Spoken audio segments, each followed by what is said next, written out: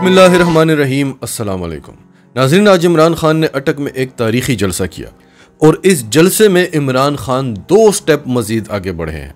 जैसा कि हम आपको बताते आ रहे हैं कि इमरान खान लॉन्ग मार्च तक स्टेप बाय स्टेप आगे बढ़ते जाएंगे, तो इस जलसे में वो एक नहीं 2 स्टेप आगे बढ़े हैं। हम आपको उनका जलसा सुनाते हैं ताकि आप वर्ड बाय वर्ड वही सुने जो इमरान खान ने कहा। उससे पहले अगर अभी तक आपने हमारा चैनल सच टीवी सब्सक्राइब नहीं किया तो इसे अभी सब्सक्राइब करें और बेल आइकन पर क्लिक करें ताकि हमारी आने वाली वीडियोस आपको वक्त पर मिलती रहें। बिस्मिल्लाहिर्रहमानिर्रहीम। इय्याका नअबुदु व इय्याका नस्तईन। अल्लाह तेरी इबादत करते हैं और अल्लाह तेरे से मदद मांगते हैं, और किसी इंसान या किसी मुल्क के सामने हम सजदा नहीं करते। हम आजाद कौम हैं, हमारा कलमा हमें आजादी देता है, ला इलाहा इल्लल्लाह। मेरे अटक के नौजवानों और बुजुर्गों, और मैं आज खास तौर पे खराज तहसीन पेश करना चाहता हूं अपनी बहनों को जो भरपूर तरीके से उन्होंने शिरकत की। ये जो मेरे पाकिस्तानियों, ये जो आप वक्त सामने आ रहा है, ये हमारी हकीकी आजादी की जंग है, और इसमें मैं सबसे पहले अपने दिलेर नौजवानों को कहता हूं कि आपकी सबसे बड़ी जिम्मेदारी है कि मेरे साथ इस आप जंग में शिरकत करेंगे। और उसके बाद मैं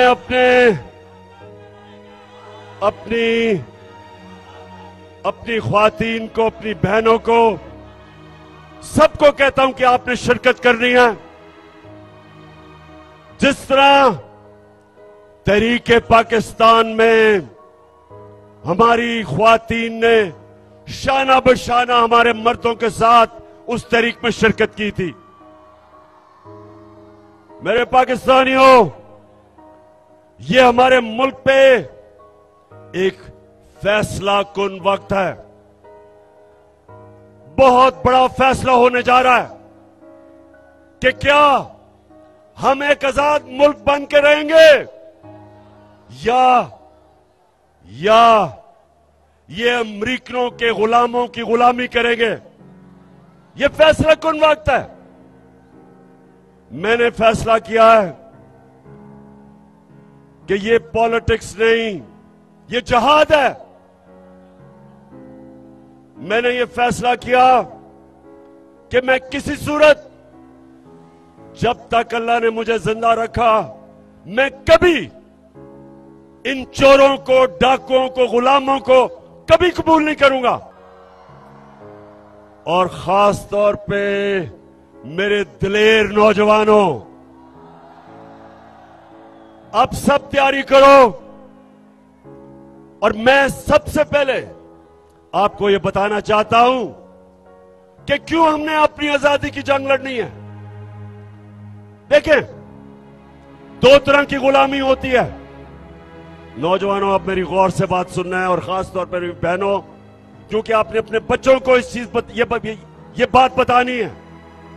जिस तरह मेरी वालिदा ने मुझे बताया जब मैं छोटा था, कि उन्होंने मुझे एहसास दिलवाया कि मुझे कहती, तुम्हें पता नहीं कि गुलामी क्या होती है। तुम खुशकिस्मत हो कि आजाद पाकिस्तान में पैदा हुए। हम एक गुलाम हिंदुस्तान में पैदा हुए थे, और गुलामी यह है कि जो पाकिस्तान और हिंदुस्तान था, यहां के लोग ऊपर नहीं जा सकते थे क्योंकि ऊपर अंग्रेज बैठा था।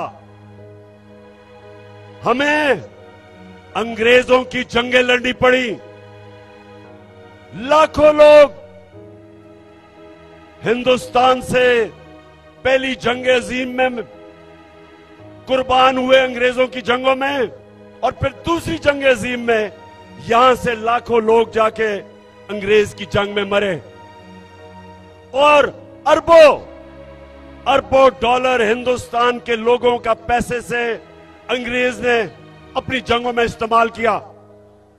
यह है जबकि एक कब्जा करके आपके ऊपर लोग गुलाम करते हैं। लेकिन दूसरी गुलामी कि जब हमें हुक्म मिला एक अमेरिका से हुक्म आया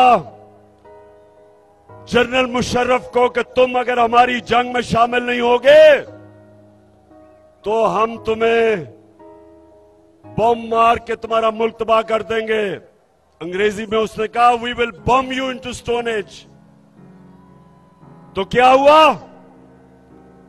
बदकिस्मती से उस वक्त जो हमारे मुल्क का सरबराह था उसने अपने लोगों की दिफा नहीं की, घुटने टेक दिए और हमें फतह किए बगैर हमें अमेरिका की जंग में ले गया। हमारे 80,000 लोग उस जंग में कुर्बान हुए। 3 गुना हमारे फौजी अमेरिका से 3 गुना ज्यादा हमारे फौजी अमेरिका की जंग में कुर्बान हुए। 100 अरब डॉलर से ज्यादा पाकिस्तान का पैसा खर्च हुआ उस जंग पे। 2 किस्म की गुलामी, एक को कहते हैं कॉलोनियलिज्म, जब आपके ऊपर फतह करके एक मुल्क हावी हो जाता है जो अंग्रेज की गुलामी थी, और दूसरी को कहते हैं पाकिस्तानी और नौजवानों नियो कॉलोनियलिज्म के फतह किए बगैर आपको गुलाम बना लेते हैं। और ये हमारी बदकिस्मती कि हमारे मुल्क ने जब से हम आजाद हुए और जब से हमारा अजीम लीडर कायदे आजम जो एक गुलाम हिंदुस्तान में एक आजाद इंसान था, जो मेरा लीडर था, जो हमेशा हम उसको लीडर मानेंगे, ईमानदार था, दिलेर था और आजाद था, खुददार था। उसके बाद कभी इस मुल्क ने, कभी भी हमारे मुल्क ने सिवाय छोटा सा वक्त था कि भुट्टो ने कोशिश की, जुल्फिकार अली भुट्टो ने, कि पाकिस्तान आजाद फॉरेन पॉलिसी बने। हमेशा हमें हुक्म मिलते थे, हम अपनी आजाद फॉरेन पॉलिसी नहीं बनाते थे। और आजाद फॉरेन पॉलिसी का मतलब कि वो फॉरेन पॉलिसी जो अपने लोगों की, अपने लोगों के फायदे में होती है, जिधर आप अपने आप को दूसरे मुल्क के लिए कुर्बान नहीं करते। तो जब मुझे आपने इक्तदार में भेजा तो मैंने हमेशा आपसे वादा किया था कि ना मैं कभी किसी को सामने झुकूंगा और ना आपको कभी किसी के सामने झुकने नहीं दूंगा। तो फिर क्या हुआ? हमारे यहां जो इस मुल्क में करप्ट तरीन टोला, जो बाद में जिनको मैं 3 स्टूजेस कहता था, एक था इस मुल्क का, अब मैं क्या करूं, मुल्क की सबसे बड़ी बीमारी जरदारी, एक तो वो था, और 2 भाई जो 30 साल से इस मुल्क को लूट रहे हैं। एक बाहर बैठा हुआ, वो बाहर बैठ के पाकिस्तानी फौज को बुरा भला कहता है, और छोटा भाई जो भी बूट देखता है पॉलिश करने शुरू कर देता है। ये 2 भाई, और फिर तीसरा कौन है?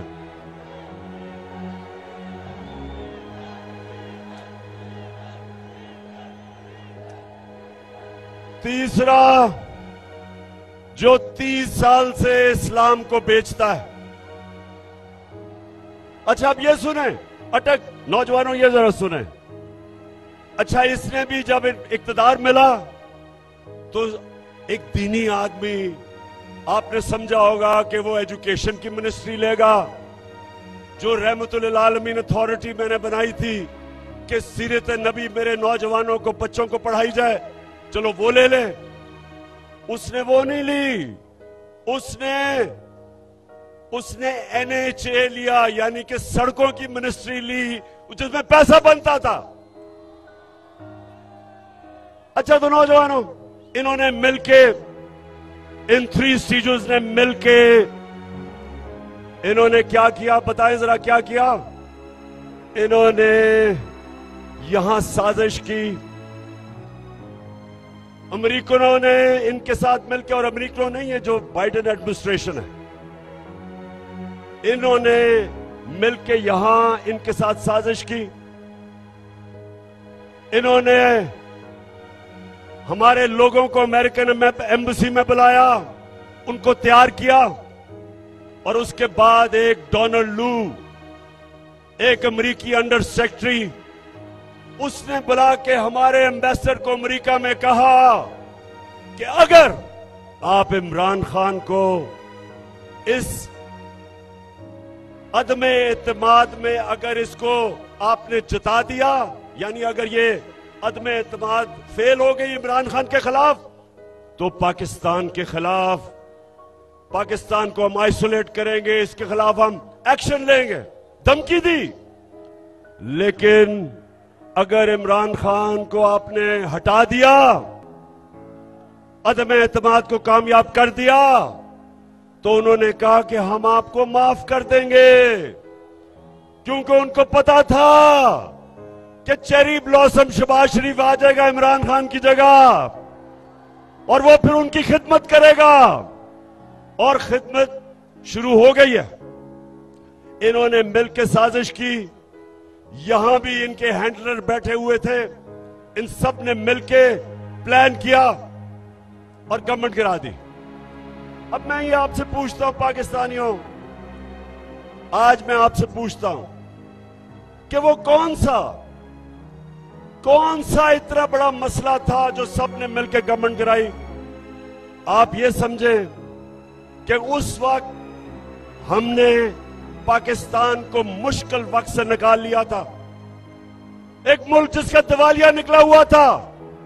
यही इन्होंने 10 साल दोनों ने मिलकर जो डाके मारे थे, मुल्क को कंगाल किया, बैंकरप्ट किया, मकरूज किया, इदारे तबाह किए, सबसे बड़ा बैरूनी खसारा छोड़ के गए $20 अरब का, वो मुल्क हमें मिला। और मुझे आज फख्र यह है कि सब मुश्किलों के बावजूद हमने अपने मुल्क को खड़ा किया। हमने आहिस्ता आहिस्ता अपनी कंस्ट्रक्शन की इंडस्ट्री ठीक की, अपनी ज़राई, अपने किसानों की मदद की, मुल्क खड़ा हो रहा था।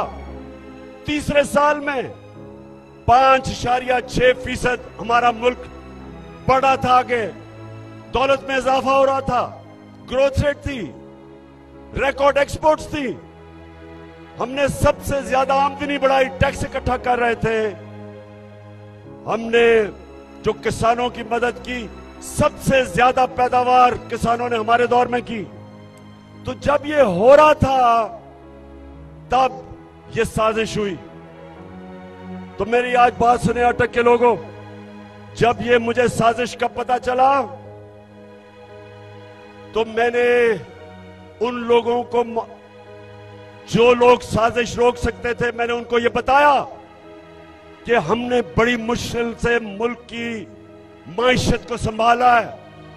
अगर अभी ये साजिश कामयाब हुई तो मुल्क को मुश्किलात का सामना करना पड़ेगा। मैंने भी बताया, मैंने शौकत तरीन फाइनेंस मिनिस्टर को कहा कि बताओ, लेकिन मुझे अफसोस से कहना पड़ता है कि हम कुछ नहीं कर सके।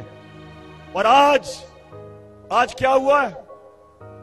आज पाकिस्तान का रुपया तेजी से गिर रहा है।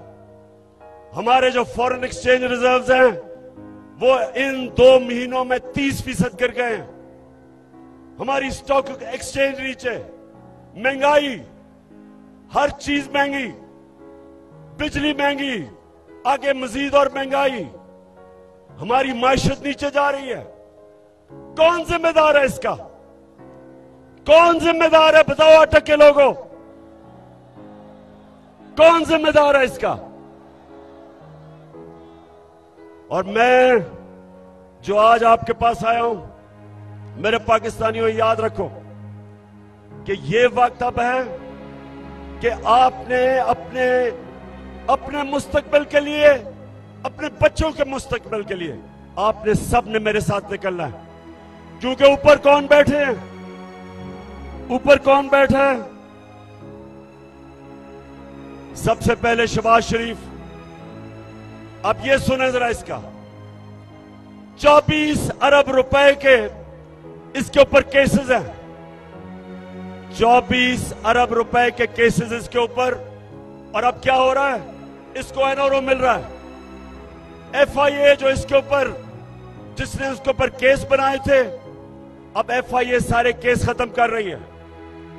आसिफ जरदारी जिसके ऊपर अरबों रुपए के केसेस नैब में, आसिफ जरदारी कहता है कि नैब में मैं इस्लाहात करूंगा। पाकिस्तानियों, ये है क़यामत की निशानी कि आसिफ जरदारी नैब की इस्लाहात कर रहा है। अब सोचें कि वो लोग जिन्होंने मुल्क को लूटा था, आज वो ऊपर बैठ के सबसे पहली चीज कर रहे हैं, अपने केस खत्म कर रहे हैं। जो इंटीरियर मिनिस्टर है वो कातिल है, 18 कत्ल किए हुए हैं। वो जो अभी गए हैं लंदन में मिलने गए हैं नवाज शरीफ को, वो सजा याफ्ता है, उसको सजा मिल चुकी है। वो भगौड़ा है, भागा हुआ है। उससे प्राइम मिनिस्टर जाके मुल्क के फैसले कर रहा है। और जो उसकी बेटी है नवाज शरीफ की, वो भी सजा याफ्ता है। उसको प्रोटोकॉल मिल रहा है प्राइम मिनिस्टर का। उसके पीछे रेंजर्स और पुलिस फिर रही है, जिसको सजा दे चुका है हमारा सुप्रीम कोर्ट, और वो बेल पे है, जमानत पे है।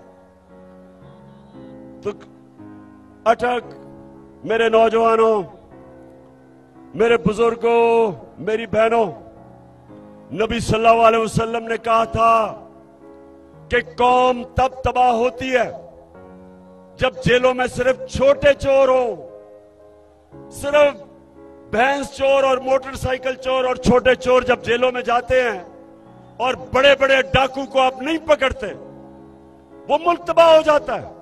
ये आपके सामने मुल्क तबाही की तरफ जा रहा है। इसलिए आपने निकलना है कि जब बड़े बड़े डाकू बड़े बड़े ओहदों पे बैठ जाए, सारों ने बड़े बड़े ओहदे संभाल के अपने केस खत्म करें, और वो ऑफिसर एफआईए का डॉक्टर रिजवान, मैं आज उसको सलाम पेश करता हूं कि उसने जो केस शहबाज शरीफ के ऊपर बनाए, हमारे बेचारे गवर्नमेंट के ऑफिसर डरते हैं, इस माफिया से डरते हैं। कितने लोग हैं जो इन्होंने मरवाए हैं। डॉक्टर रिजवान जब उसने हमजा शरीफ को बुलाया और उससे जब सवालात पूछे कि किधर से ये मकसूद चपड़ासी के पास 4.25 अरब रुपया आ गया, नौकरों के पास 16 अरब रुपए किधर से आए, तो हमजा शरीफ बजाय उसके जवाब देता, उसको उसने धमकी दी, उसको डराया कि तुम्हारी जुर्रत कैसे है कि मुझे पूछ रहे हो ये सवाल। लोग डरते हैं इनसे। इसलिए डॉक्टर रिजवान, आप जैसे लोगों को हम सलाम करते हैं कि इस माफिया को, इसके बावजूद कि आपको खतरा है, आप इनके खिलाफ एक्शन लेते हैं। कितने लोग इन्होंने मरवाए। एयान अली का जो कस्टम ऑफिसर था उसको मरवा दिया। वो जो शहनशाह था जिसने बेनजीर के साथ होता था जब वो कत्ल हुई, उसको मरवा दिया। एक जस्टिस सजाद था जरदारी ने, उसको मरवा दिया।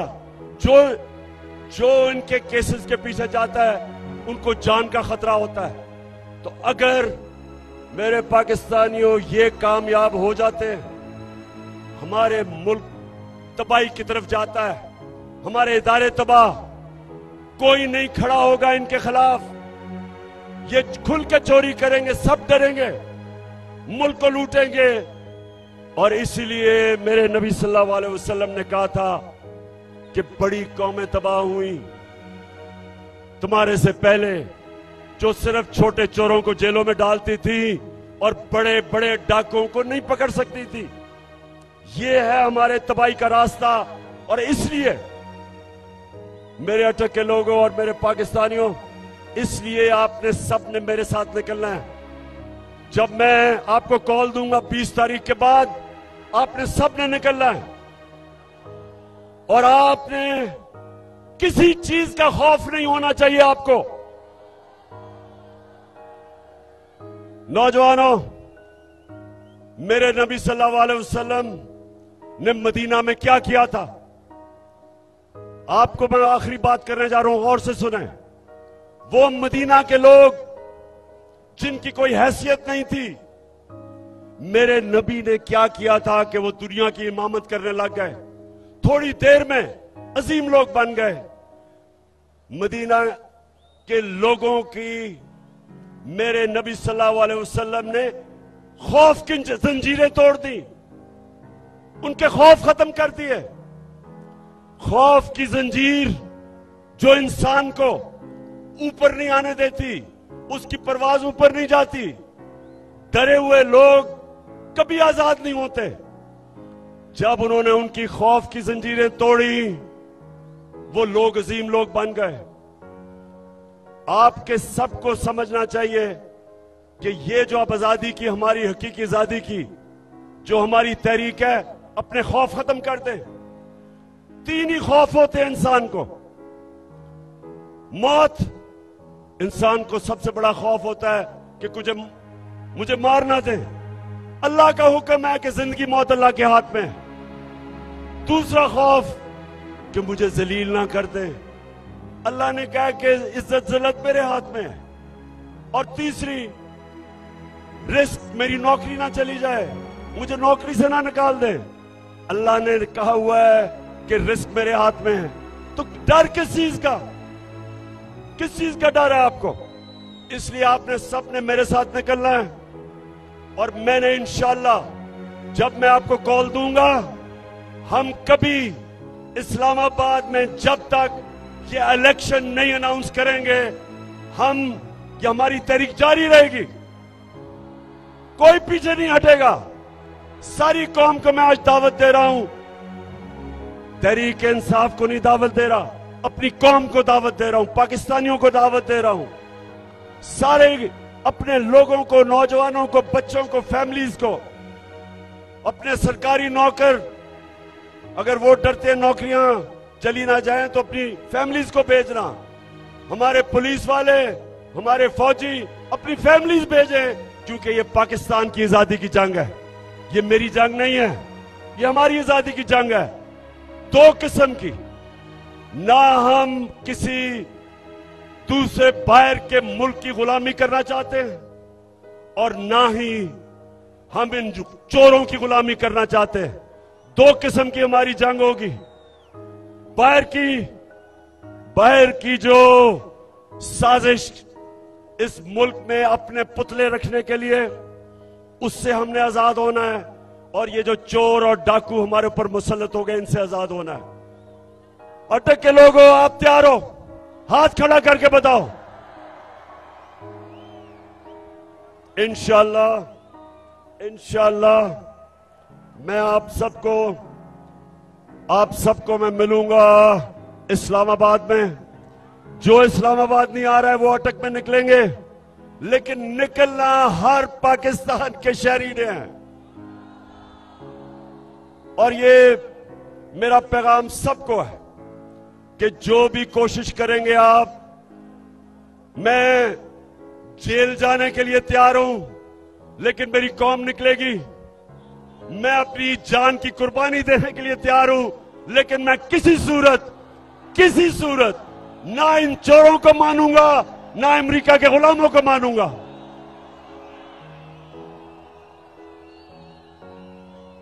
अटक के लोगों, आज जिस तादाद में आप निकले हो, और जो मेजर साहब आपको, अमीन असलम आपको, और जुल्फी बुखारी आपको, सबको, और जितने भी उन्होंने भी ऑर्गेनाइज किया है, मैं सबको खराज तहसीफ पेश करता हूं।